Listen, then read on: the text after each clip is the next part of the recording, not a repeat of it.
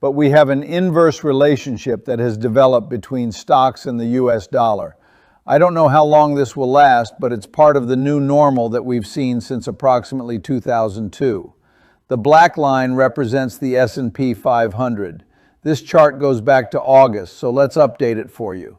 The green line represents the dollar index, and you can basically see that they have been moving in opposite directions. The dollar peaked in the spring of 2009, coinciding with the beginning of this latest stock market rally. And there's only one area on this chart where the relationship has kind of broken down, that little yellow zone. During the spring of 2010, there was a small euro crisis at that specific time. It's important to be aware of this point. Hello traders, welcome to this special show. Today we are doing something different. Today we aren't intervening a guest. Today we are honoring a legend. On February 7th, the global financial community lost a giant. At 3 years old, John Murphy passed away. Let me be clear, if you ever drawn a trend line, if you ever look at volume or used a moving average crossover to make a decision in the market, you owe a massive thank you to John Murphy. He was a pioneer. For many of us, he is the true father of modern technical analysis. Before the internet democratized information, Wall Street was a closed club. John was the man who broke those walls down. But before he was a global icon on television, he was actually a student of another market legend, the godfather of technical analysis himself, and my friend, Ralph Campora. Back in the early 70s, the original MTA, which is now the CMT Association, was an incredible exclusive club. It started with only 18 Wall Street professionals, and the strict rule was that you could only join if you wrote a daily market letter for a brokerage firm. Joe Murphy wanted to join, but he didn't write a market letter at that time. His talent and passion for the craft were so undeniable that Ralph and the founders literally had to rewrite the MTA's constitution just to let him in. That's the kind of paradigm shift impact John had from the very beginning. Later, as the resident technical analyst for CNBC for years, he brought the same shot reading right into the living rooms of millions of people. He wrote the absolute Bible of our industry, technical analysis of the financial markets. He didn't sell magic setups or overnight riches. He proved with decades of data impeccable teaching that human behavior, our fear, our greed, leaves clear, readable footprints on the charts. He taught the world the actual language of the market. For me personally, and for all of us at Trader Brazil, John Murphy was more than just a reference. When I set out to write my own book, Análise Técnica dos Mercados Financeiros e Análise Técnica Clássica, I looked directly to the American master for inspiration. What had happened next became one of the proudest moments of my life and a milestone for financial education in Brazil. John Murphy accepted my invitation to write the appendix for my book. To have the greatest living legend of technical analysis endorse a Brazilian book wasn't just a personal honor. It was his stamp of approval that our market had reached a standard of global excellence. And of course, I must also thank my great friend Greg Morris, who introduced him to us, and Greg that wrote my prologue, and Joe wrote the appendix, and also my friend Buff Dormeyer. This year, as we celebrate the 25th anniversary of Trader Brazil, we know exactly how to honor his legacy. We are going back to 2011, that year for the inauguration of the MTA Brazilian chapter. At our Trader Brazil Day, John delivered an absolute masterclass on intermarket analysis. In this masterclass, John Murphy breaks down his legendary framework of intermarket analysis, the ultimate secret to track the global flow of funds. Think of the financial market as a giant interconnected web. Money hardly just disappears, it rotates. When billions of dollars flow out of bonds, where do they go? When commodities spike, what happens to the US dollar? Murph teaches you how to stop looking at a chart in isolated vacuum and start reading the invisible strings that connect equities, currencies, commodities, and bonds. It's about following the footprints of the smart money as it shifts between asset classes, giving you the power to anticipate the next massive market move before the rest of the crowd even sees it coming. Today, we are broadcasting that historic session so that his legacy remains alive and available forever 21. Before we begin, a couple of important notes. First, a massive and heartfelt thank you to the MTA, now the CMT Association, for making this historic video available to us in 2011. Second, I want to be completely transparent with you to bring this presentation to life in a modern format. We haven't taken the respectful liberty of using an AI-generated visual representation of John. However, the voice you are about to hear is 100% original and fully remastered. The voice is his, the brilliance is his, and the teachings are eternal. The CMT community and traders across the globe are in mourning, but the shots keep move to the right. And the knowledge that John left us guarantees that we'll never trade in the dark again. Rest in peace, Master John Murphy. Hello, I'm John Murphy, today represented by an AI for a tribute from traders of the world to my work and legacy. For those who don't know me, I was Chief Technical Analyst at StockCharts.com and a former technical analyst for the TV channel CNBC. I was also a proud Associate Chartered Market Technician, CMT, the highest global certification in the field of financial technical analysis. I was also the author of the best-selling book, Technical Analysis of the Financial Markets, among others. I hope you enjoy the program and don't forget to subscribe, like, and share. Flávio, back with you.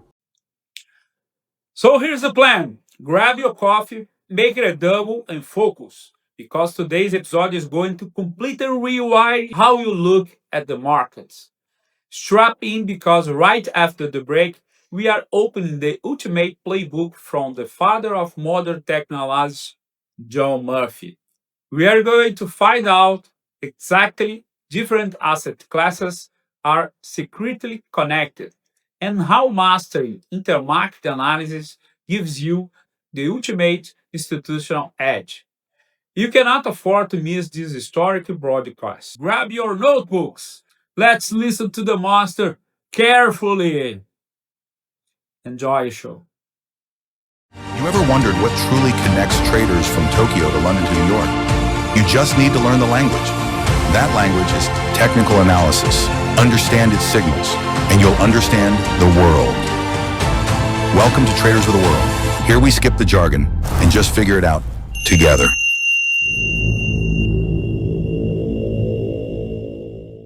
I'd like to thank everyone for logging in today. Actually, well, the title of my talk, as you can see, is Intermarket Analysis has become an indispensable part of technical analysis. And what I hope to do today is a couple of things. One is to discuss some of the things that may have changed a little bit over the last few years, which I call the new normal. But also, a secondary message, and maybe even more important, is to show you how you can blend into market principles in with a traditional technical analysis, which is the way that I think you have to do it. But before we get to that, we'll show you some charts and explain, how I go about combining intermarket principles with the traditional technical work. I hope you enjoy this lecture as much as I enjoyed giving it at the time. I'd like to just explain what I mean by the new normal in intermarket relationships. Although most of the intermarket linkages that I've written about last decade or two have held quite firm, and most of them are still quite reliable, there are a couple of changes that have taken place over the last decade which you should be aware of. One of them, probably the most important, is that bonds and stocks now trend inversely. When I first wrote my first book back in the 90s, one of the things that had existed for decades was that bonds and stocks moved in the same direction. They decoupled during 1998. I wrote about that in my last book, 2004, and I explained that I thought that was a result of deflationary pressures that began with the Asian currency crisis in 1998. And ever since then, bond and stock prices have moved in opposite directions. And we have seen no sign of that changing. So that is probably the most important change we're going to look at. And the other one is that stocks and commodities have become very closely correlated. That is, we've seen that especially since 2008, after the housing crisis and the financial meltdown of 2008, which I happen to think was the second major deflationary event of the last decade. And I think that's one of the reasons why stocks and commodities have become so closely linked. That has a lot of forecasting benefits to it, which I'll talk about that as we go along. But as I mentioned, you have to go back to the 1930s to find the last time that we saw these kinds of relationships. So I've been using a deflationary model for the last decade. And I think if you do that, then these changes make a lot more sense. Now, let me talk about this changing link between bonds and stocks, because you really have to appreciate this in order to understand what's going on in the current markets. The slide that you're looking at now, compare as bond yields, that's the green line. These are yields we're talking about now, not prices. These are bond yields going back from 1993 to about 2003. And that line in the middle, that's right around 1998 during the Asian currency crisis and the year after it when things really started to change. So I'll stop here and let's go back to my 2011 lecture. The traditional, or the old normal as I now call it, that falling bond yields were associated with rising stock prices. In other words, when bond yields, you could see during 1994 and 1995, we had a big blip up in bond yields, stocks corrected. When bond yields turned back down in 1995, stocks turned right back up again. So the old normal was that falling bond yields or rising bond prices was good for the stock market. If you look to the right of the vertical bar, since 1998, everything changes. You'll notice that bond yields and stocks have been moving in the same direction. And that's been the case now for almost 13 years. So in that environment, in this new environment, for as long as it continues, falling bond yields are actually bad for the stock market. So it's very, very important that you understand that. And to show you, first of all, it's not just that bond yields tend to move in the same direction as stocks, but they have a very strong tendency to lead turns in the stock market. And that's what this next chart is meant to show. This also shows how we combine traditional technical work with the stock market.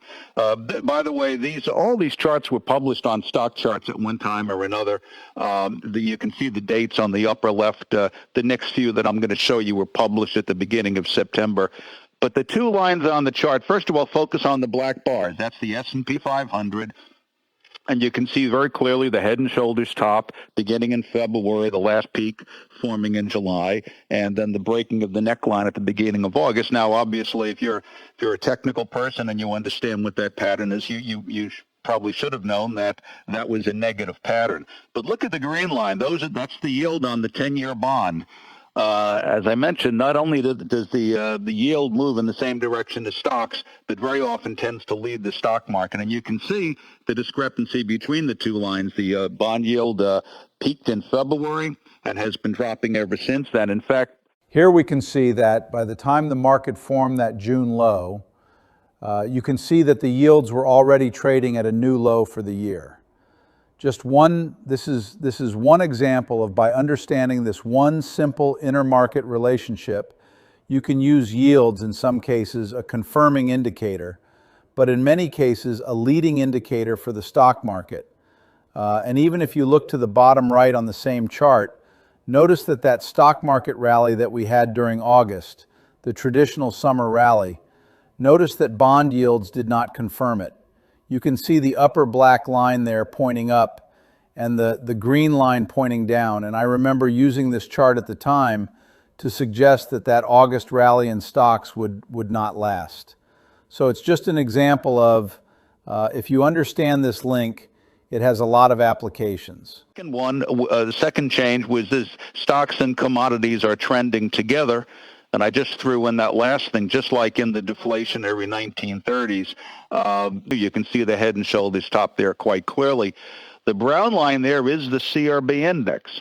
And you can see the close correlation between the two. But notice that the peak in the CRB index during May, the CRB and in fact, the oil and silver and markets like that really tumbled. In fact, silver, I don't know if you recall, was testing, I think it was $50 or $50 an ounce, and really tumbled during the early part of May. Given the fact, if you know the two markets are closely correlated, like stocks and commodities, and one of them really starts to tumble like that, commodities, that gives you a pretty good indication that the other one is pretty soon going to follow suit. And you'll see that even during the month of June, the CRB had already fallen to the lowest level in about 5 months. So this was a clear example of knowing that you have two markets that have been very closely correlated, and one of them starts to weaken noticeably during the month of May. That gives you a leading indication that the stock market is going to follow in the same direction. By the way, the indicator that I put along the bottom of these charts is just a correlation coefficient, something that I kind of throw along the bottom just to confirm the fact that when that is above the zero line, that indicates positive correlation. You can see the correlation, although it remained positive throughout the entire period here, it weakened a little bit during the spring when commodities broke down, but you'll see that the correlation strengthened again during August when they both broke down together. So stocks and commodities are very closely linked. In this particular case, we had both bond yields and commodities leading the stock market lower. Now let's move on to another relationship, which is actually about as reliable as you can get. There's no change here. This is the long-term relationship between the dollar and commodities. Of all the relationships that I've studied over the years, this is probably the most consistent.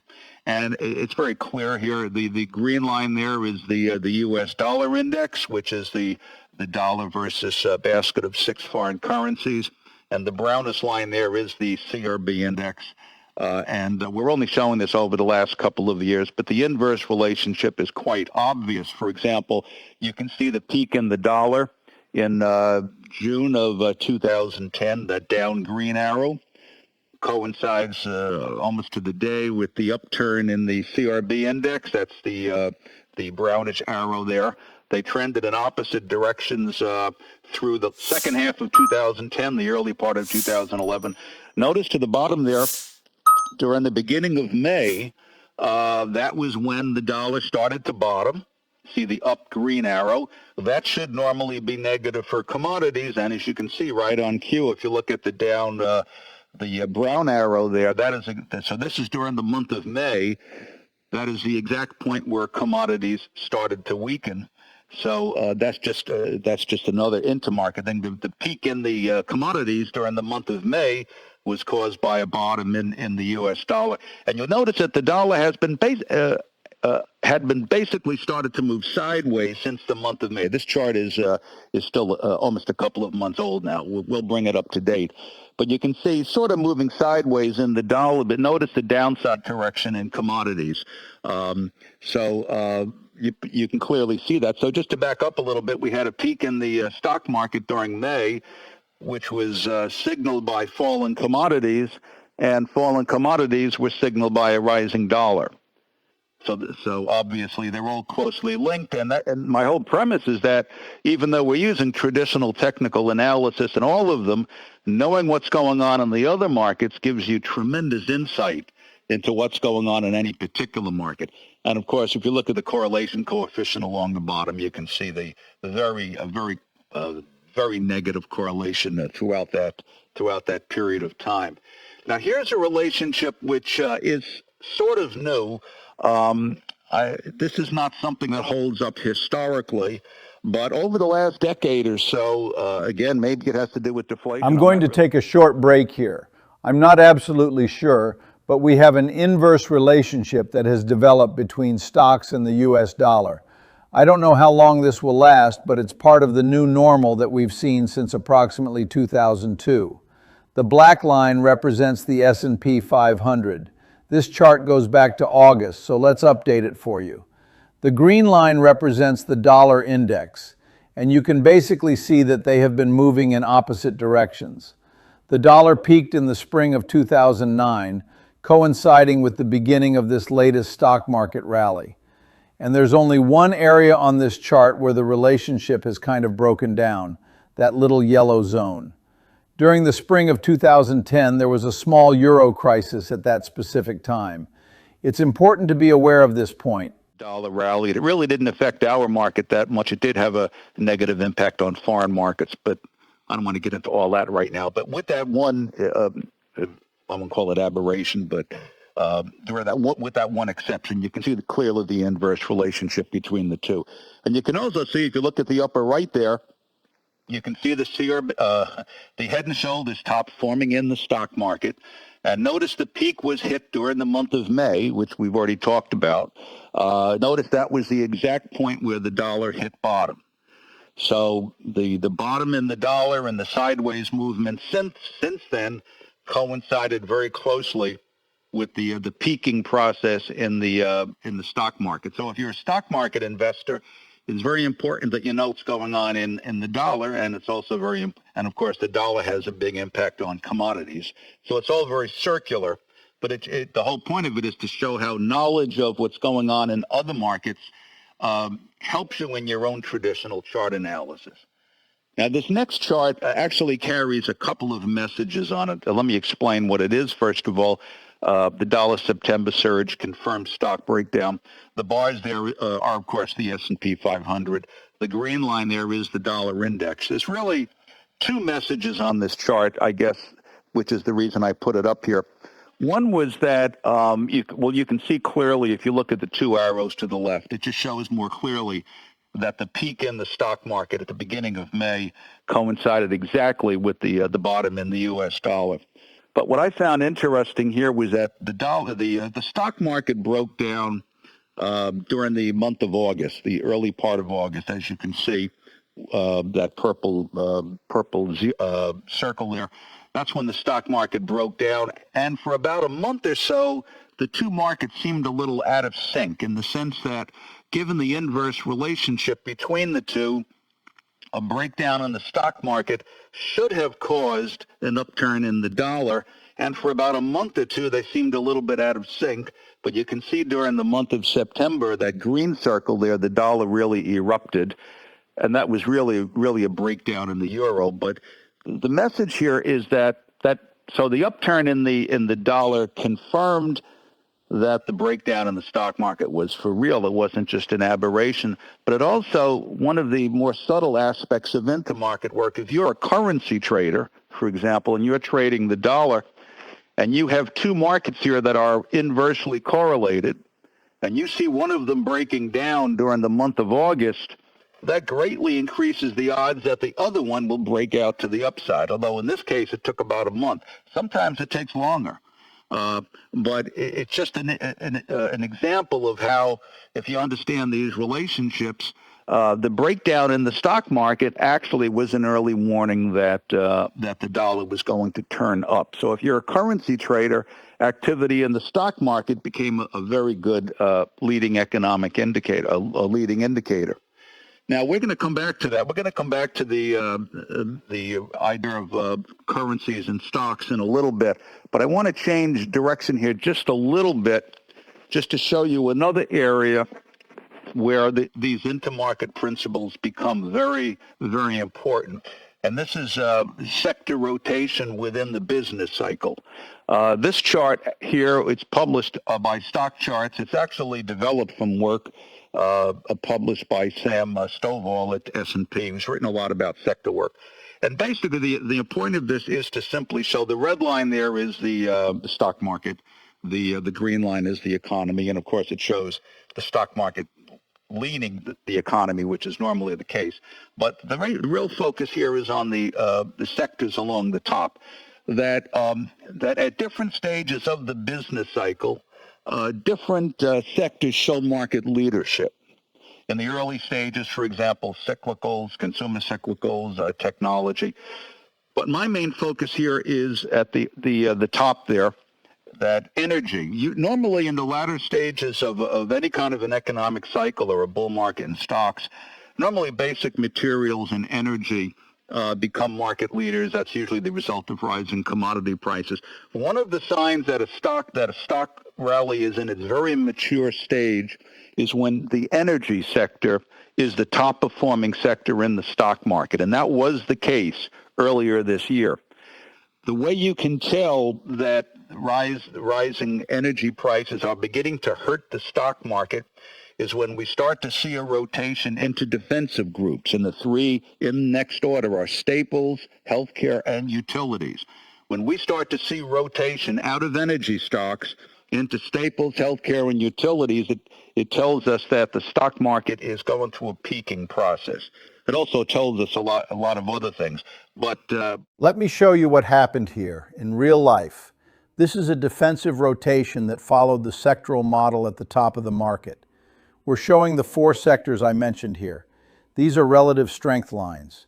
The black line, it's not labeled here, so you'll have to trust me, but the black line that runs through the middle is the S&P 500.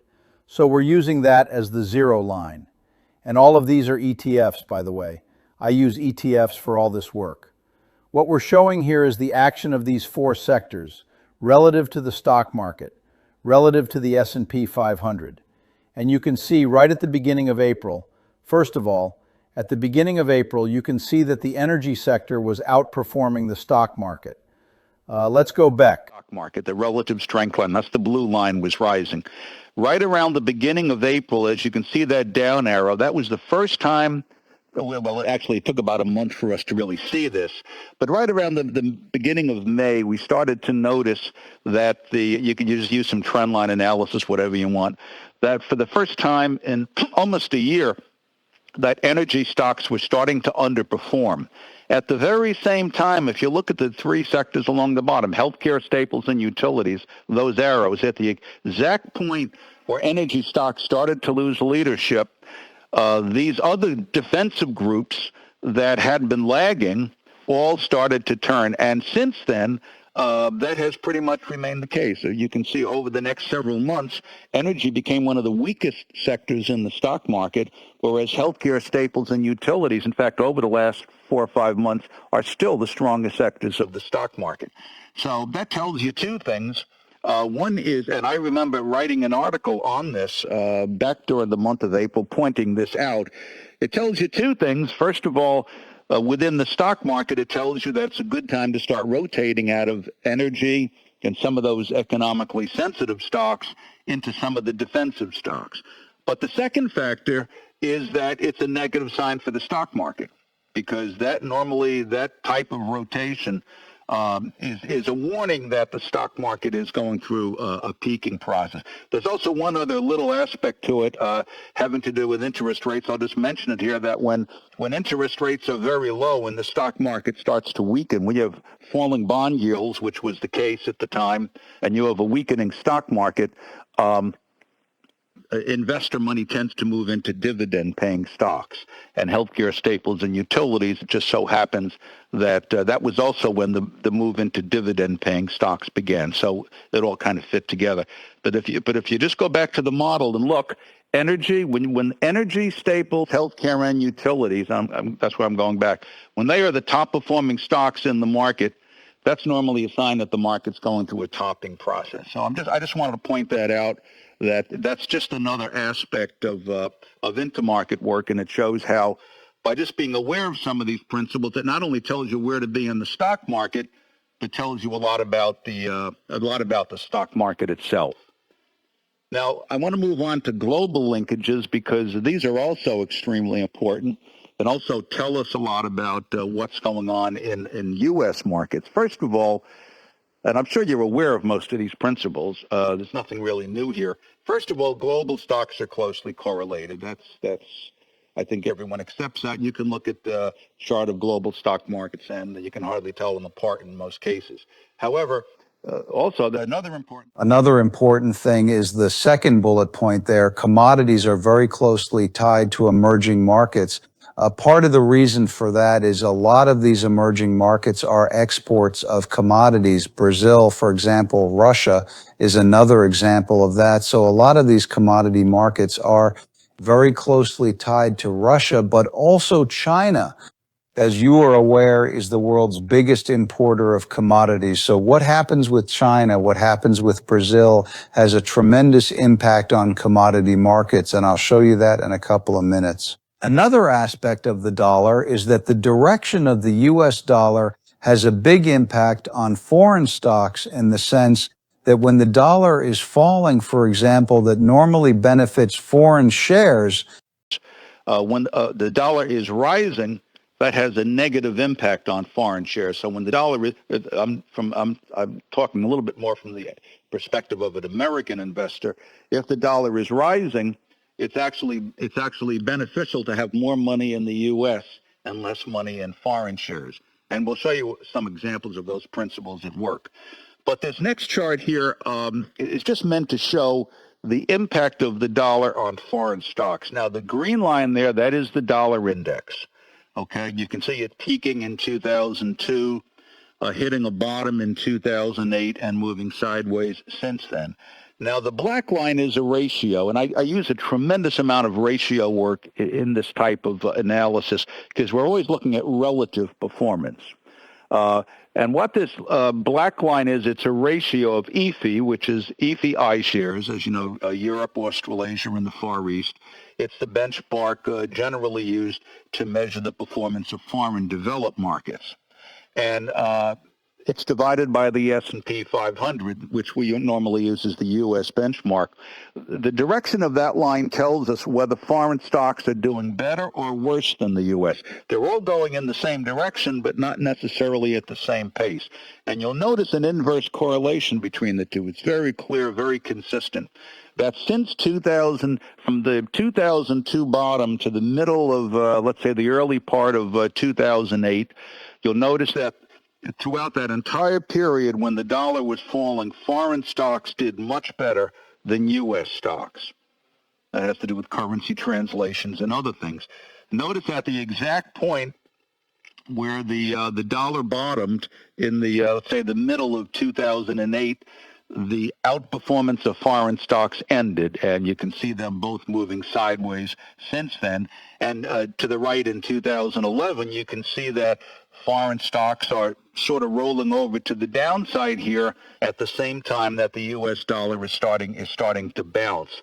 So it's a very important relationship to be aware of, that the direction of the dollar has a tremendous bearing on whether foreign stocks are going to do better or worse than the U.S. market. So it's just another aspect of technical work. This next slide is meant to kind of build on that theme. What I've done here, again, it's ratio work. It's foreign markets. Again, this was done in September, early part of September. Olá, espero que esteja gostando da entrevista. A Trade Brasil foi eleita por 2 vezes no Rank Awards 2024 e 2025 como a melhor academia de formação de investidores do Brasil. E ela tem um presente para você que está assistindo esse podcast. 10% de desconto, é só usar esse QR Code que está aqui embaixo e a gente te espera lá, ok? Agora não esquece de dar uma moral pro Flávio. Curte, compartilhe esse vídeo e se inscreva no nosso canal, ok? Até a próxima e obrigado pela presença. Valeu! Headline is foreign markets are leading the U.S. market lower. And what I've done here is the red line is the iShares, emerging market iShares, EEM. That, of course, emerging markets. And the blue line is EFI iShares. Again, that's developed markets. Now, these are relative strength lines. These are being measured relative to the S&P 500. And you'll notice that right around the fourth quarter of last year, both groups started to underperform the U.S. market. Part of that had to do with emerging markets raising interest rates. I mean, there are probably other factors involved, but I think part of this underperformance of foreign shares throughout most of this year also has something to do with the fact that the dollar has been moving up throughout most of this year. So it's just another way. And as you're probably aware, emerging markets have been deeply in bear markets. Many of them are down as much as 30% over the last year. Some of the developed markets have been down almost 30%, which is double what losses we saw in the U.S.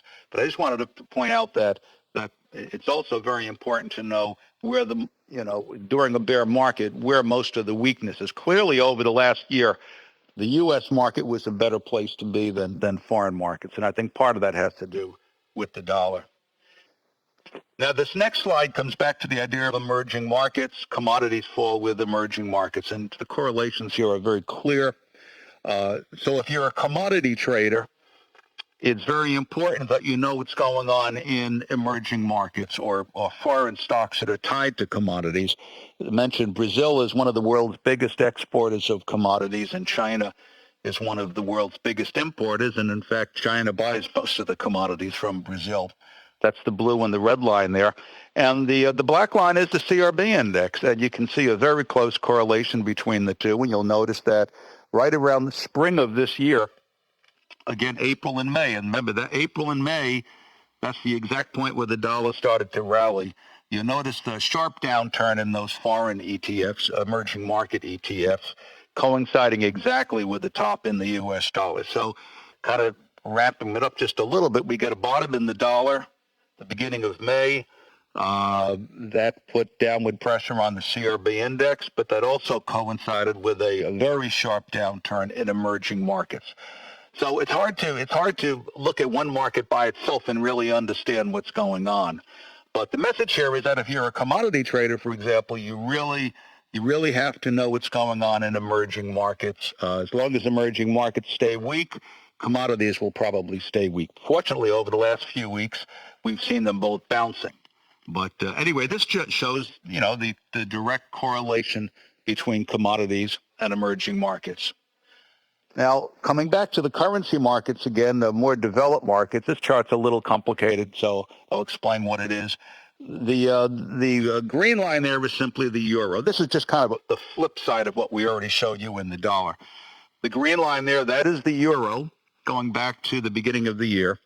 And the blue line there is an ETF of European stocks. It's the Europe 350 iShares, which is one of the ETFs that I use. And of course, you can see that there is a close correlation between the two. And you notice they both, European shares and the euro peaked at the beginning of May. And of course, that's when the dollar bottomed. But bear in mind, the euro, by the way, it has something like a 56% weighting in the dollar index. So even though the dollar index is includes 6 currencies, it's really dominated by the euro. So the rally in the dollar is really tied more to the collapse in the euro than anything else. But notice here the close correlation between them. Notice the breakdown in European stocks at the beginning of August, which was confirmed a month later by the breakdown in the euro, because we've already covered that. But I want you to notice the line along the bottom. That is, again, a ratio of this European stock iShares divided by the S&P 500. And you can see that since May, but maybe more pronounced since June, European stocks have been falling a lot faster than the U.S. So you have a falling euro, which obviously means a rising dollar. That normally is a bad sign for foreign stocks. And as you can see, European stocks have been leading the U.S. lower since June. The German market, for example, is down something like 30%, 30 to 35%, which is really a pretty bad performance. So a lot of that has to do with the weak euro and the rising dollar.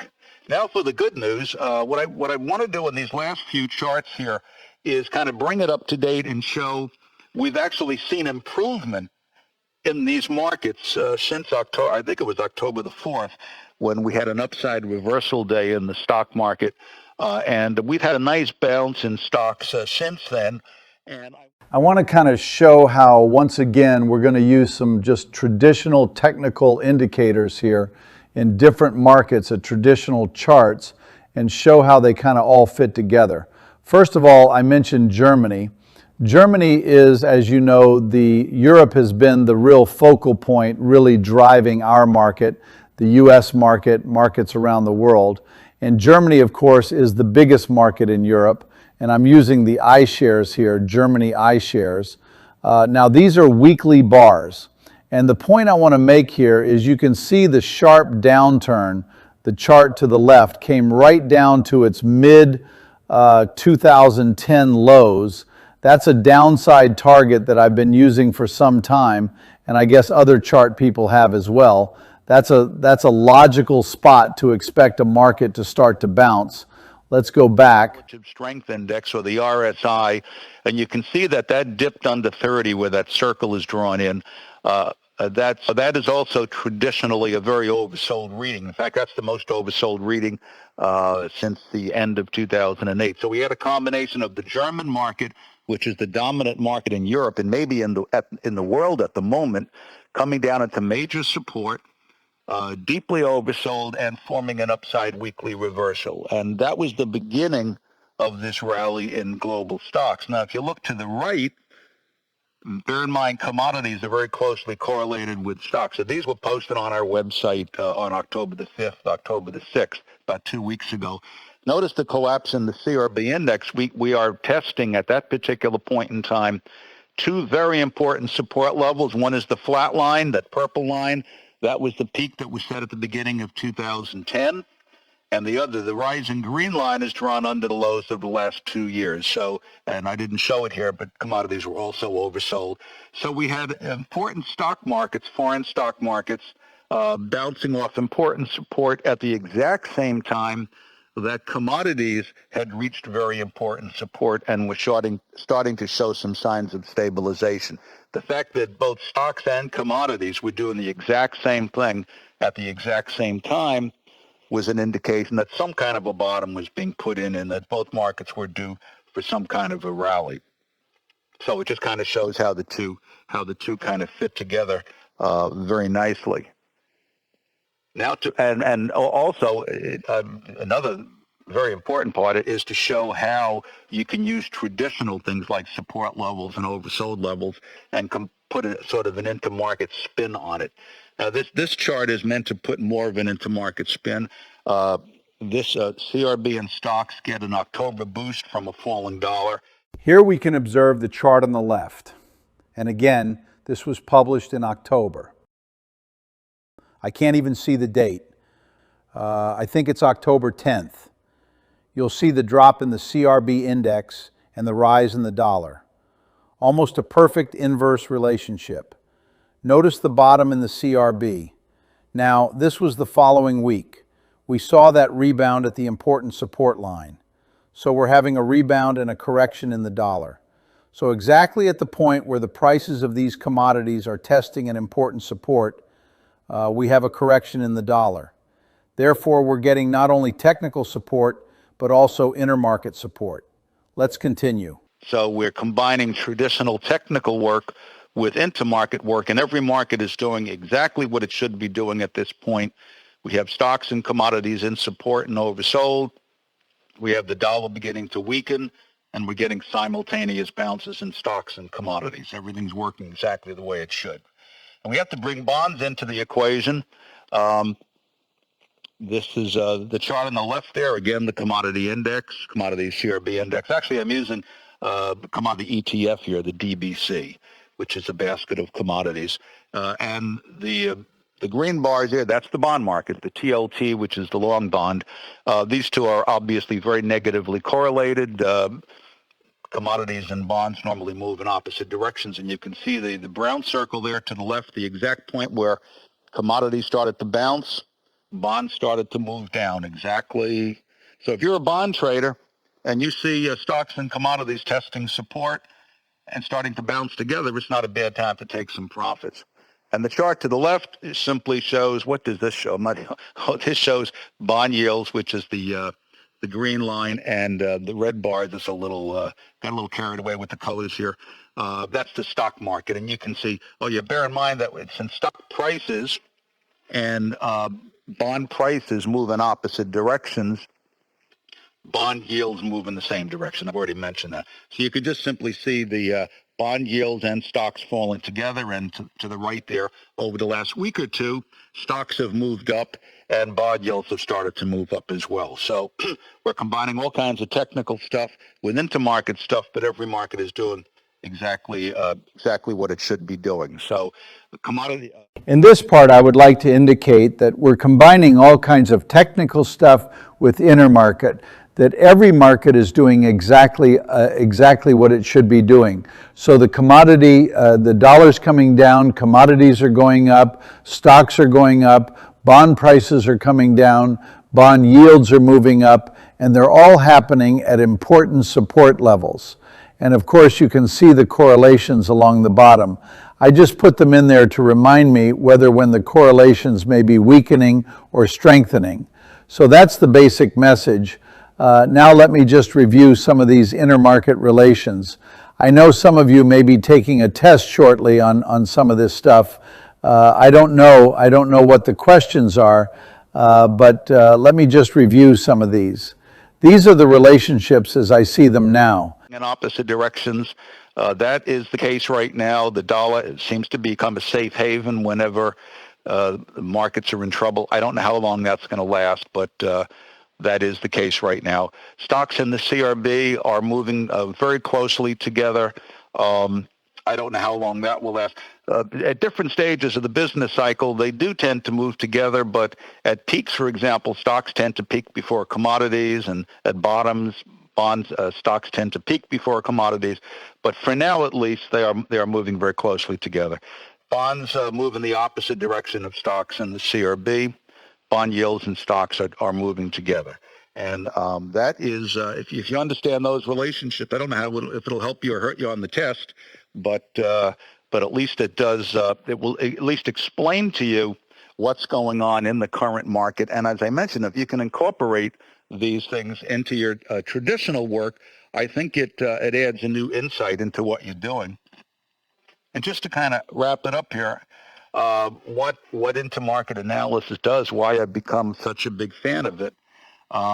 First of all, in my view, it bridges the gap between economic, fundamental, and technical analysis. As you know, there's always been a chasm between those three areas. But even though we're using price charts and we're using a lot of technical principles, virtually everything we've shown here today is basic fundamental and economic analysis. I don't know if any economist or any market analyst, fundamental, looking at any of this would disagree with any of this, because it's all based on sound economic principles. So I think it bridges the gap between those three areas and shows how they can be blended. And I think it helps move technical analysis into the financial mainstream.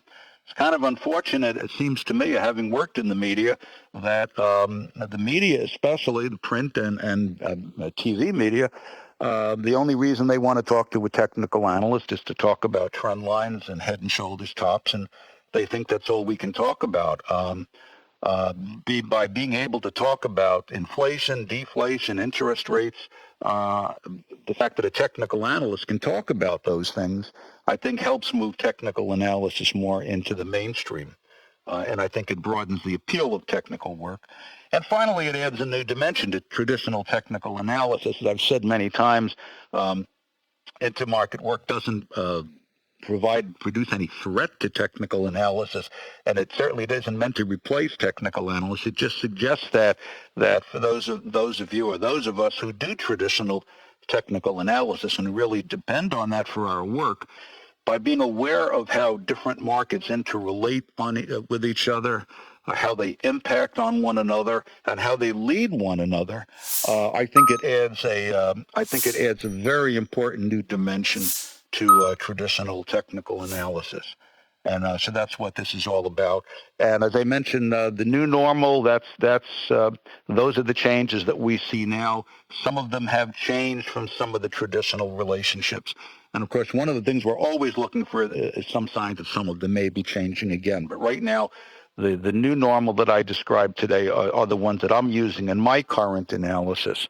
And anyway, you might want to take a look at that as well. I hope you enjoyed it, and most importantly, that you understood it so you can make the most of the information I've acquired throughout my long career. May you pass all of this on to the new generations that are already in, and those who are arriving in this fantastic group that is the financial market. My legacy and my knowledge are all there, within reach of anyone who is interested. Thank you all again. Take care. Bye.